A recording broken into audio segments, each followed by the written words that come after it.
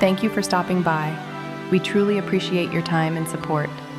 Whether you're here for the first time or coming back, it means a lot to have you with us on this journey. There's always something new to discover. Now let's go and get to where we want to get to.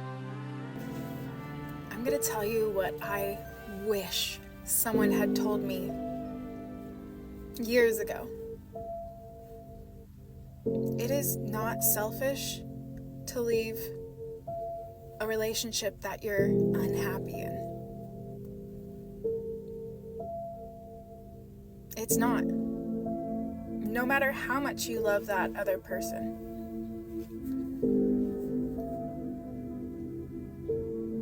Because no matter how much you love your partner, you can't force them to love you back. And sure, they may tell you that they love you, but if their actions don't match up with their words, then it's just talk.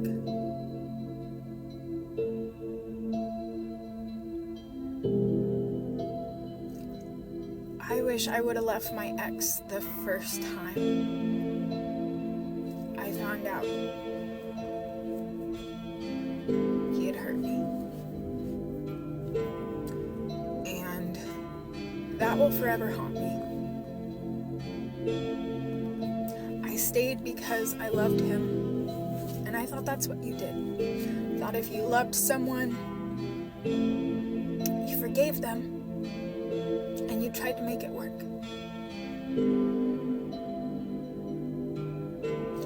I didn't realize until later that just enabled him to do it again. And again. And again.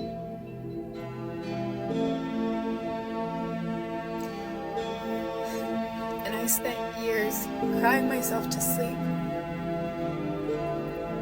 and going on drives where I would give myself a pep talk to do better, to be better, because I thought the problem was me.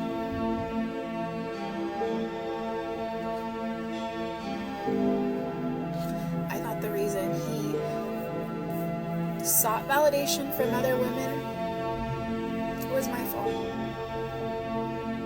I thought it was because I wasn't enough for him.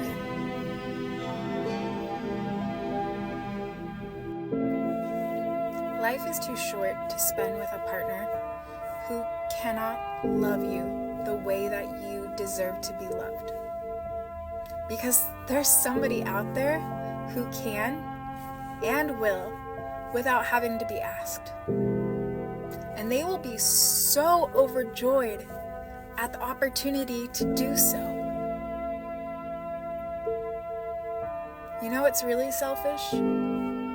Is staying with a partner who has proven to you over and over again that they cannot love you how you deserve and need to be loved, only because you're afraid no one else can love you.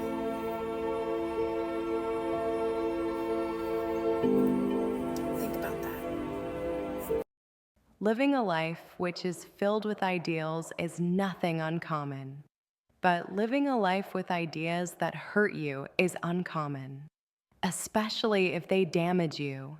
As a young person living through the hardships of this planet, it is easy to fall through the simple cracks of life.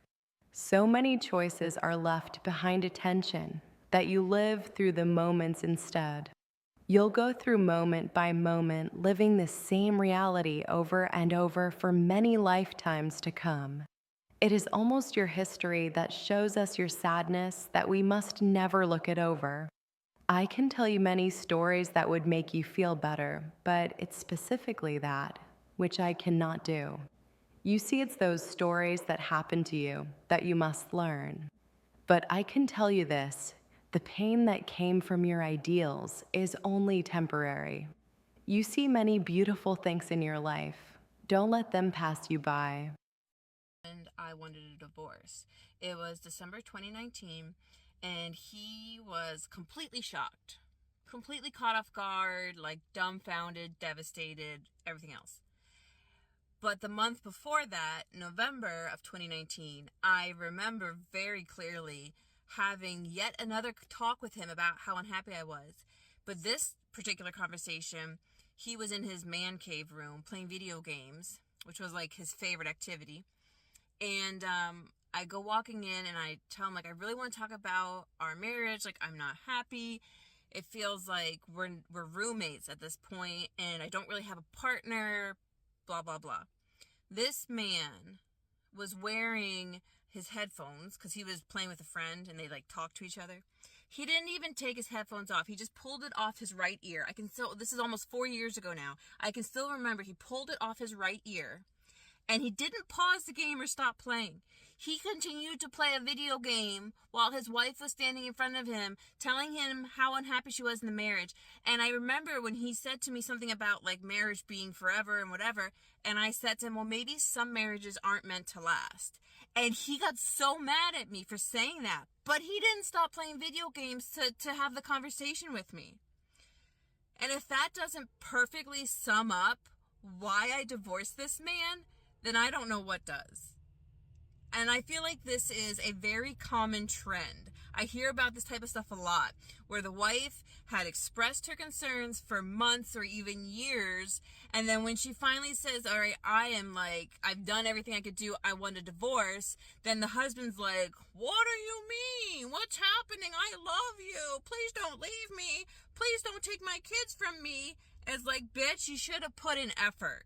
You had the opportunity. We give you so many opportunities to do the right thing. You chose not to. This is now the repercussions of your actions. Am I wrong? To know the difference between a family and the actions that take place outside that home requires strong-minded people, not to mention their parents. The stronger they are, the stronger their attachment to their children and everyone else will be. What is strength? Is it the ability to succumb to someone's will, or is it to lift a rock that others will normally not be able to lift? What happens when someone is not able to pay attention to their family because they choose to spend their time playing a video game? Being somewhere mentally, while at the same time being at home, is the ultimate sacrifice. Because while you still have to explain work and earn a living, you really have no reason for anything else. The argument assumes that you've wasted your time in such a vagrant and irresponsible way that it means so much to come home and play games. There really is no idea just how small your actions could be. Because the moment you try to explain your deficiency, that's the moment that you exhausted the most valuable element, time.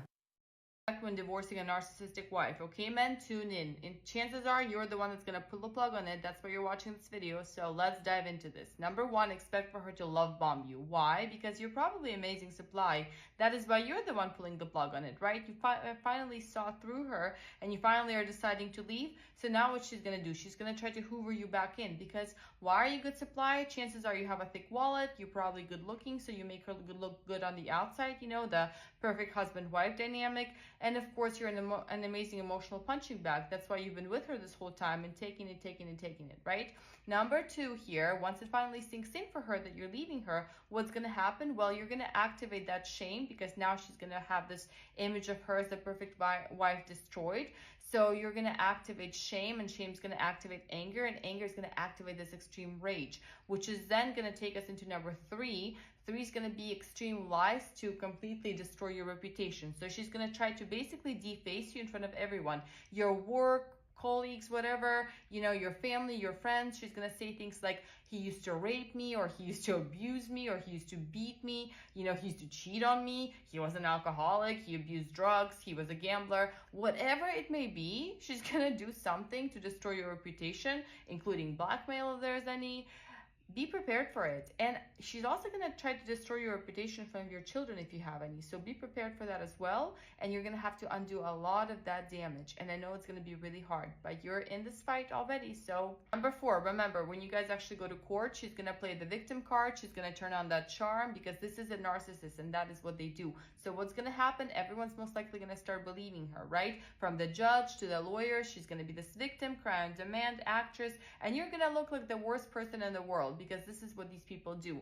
What I suggest you do is you go with a lawyer that is specialized in this, possibly find a judge that is specialized and has dealt with narcissists in the past, but you need to understand that people are going to be taking her side. Another advice I can give you here is when you actually go to court, okay, if you can have some victims there that can activate that narcissistic rage in her by maybe, criticizing her, saying some bad things about her that are true, that might get her to lash out in court, and then people will see the true side of her. But again, this is going to be very difficult to prove, because they're amazing actresses, and everybody's going to be on her side. And also remember that family law is not exactly on the guy's side when it comes to this, and I truly hope that this is going to change in the future. Number 5, this woman's going to be entitled to everything in this, right? In her head, she owns everything. Basically, think about it this way: you're her stock and she invested into you, and now she expects a dividend. So whatever it is that you have, prenup or not, she's going to expect everything to be hers. And I don't want you to go into this with the mentality where, okay, maybe if I give her this much, she'll finally just leave me alone. It's not going to happen. To her, she just wants more and more and more. It's all about the fight. It's all about putting you through misery and winning this situation. So expect for her to file every motion in the book, waste all the money on the fees, right? Just to fight, just to drag it out more and more and more. What I suggest you do is just to relax, take a step back, give her some control so that maybe finally she'll get bored. That's your best case scenario here. And number 6, I know this is a really touchy subject for a lot of you guys, because a lot of you have children together, and yes, she will weaponize the children 100%. It's not about their best interest. So don't go into this thinking, oh, I want my children to have a mother, it's so important for us to have a relationship. That's not what's going to happen. The children to her are just to weaponize, to put you through pain. So what you need to understand is address this from the start. It's called parallel parenting. Address this with your lawyer, because it's not going to be normal co-parenting dynamic, okay? Nothing can be left to interpretation with this woman. You need to address parallel parenting so that when she does alienate the children, when she does tell them some outrageous things like daddy used to abuse me, or daddy left us for like someone else, something outrageous, there is a third party involved, okay? So in parallel parenting, what typically happens is that all communication is done through a third app where the judge and the lawyers have access to it. It's called Our Family Wizard. That's what they typically use. And also, if the child is getting alienated, if they for some reason are not picking up the phone and don't want to visit you anymore, a child psychologist gets involved to undo that damage, that gaslighting, whatever lies she's going to put in the child's head. It needs to be undone by someone else, preferably on top of you. We don't know whether or not this professional would guide you well. There's someone always at fault according to her analysis. There is a reason why she always gravitates to a male. It is not that she believes that women aren't capable. Unfortunately, she has already made it into a man defense. That is why now it's simple. She has made it about money. Could there be something more besides money or popularity? Unfortunately, no. The more you think of it, the more real it becomes. It's her play on words. It needs to continue what she has already started, only to show that she has strength and credibility. I wish I could go further with a commentary, but I already know how it's going to end, and there is no point pursuing it. She made it about money, and it will always be about money. Thank you for your valuable time today. It is our choice that we spend this time together. While you may or may not see some of these videos for what they are, always remember these are only 2 choices that are given to us to make our best decision. We don't know whether they're winners or losers. No one does. It is simply an abstract thought trying to make you think. Thanks again.